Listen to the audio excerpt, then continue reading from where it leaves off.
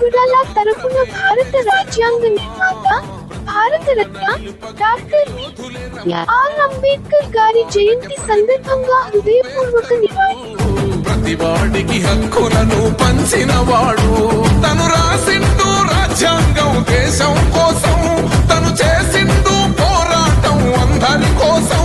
తను రాసిండు రాజ్యాంగం దేశం కోసం, తను చేసిండు పోరాటం అందరి కోసం. చీకటిని తరిమేసి వెలుగైనాడు. జై భీమ్ జై భీమ్ జనగుండె నినాదం.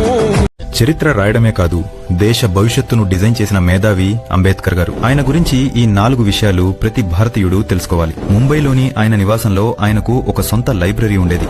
అందులో దాదాపు 50,000 కంటే ఎక్కువ పుస్తకాలుండేవి. ఆ సమయంలో అది ప్రపంచంలోనే అతిపెద్ద ప్రైవేట్ లైబ్రరీగా గుర్తింపు పొందింది.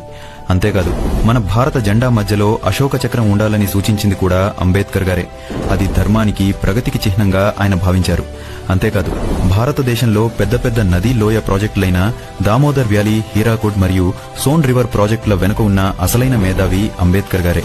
అంతేకాదు, 2004లో ఆక్స్ఫర్డ్ యూనివర్సిటీ గత 100 ఏళ్లలో ప్రపంచాన్ని ప్రభావితం చేసిన టాప్ 100 మేధావుల జాబితాను విడుదల చేసింది. అందులో భారతదేశం నుండి చోటు సంపాదించుకున్న ఏకైక వ్యక్తి డాక్టర్ బిఆర్ అంబేద్కర్.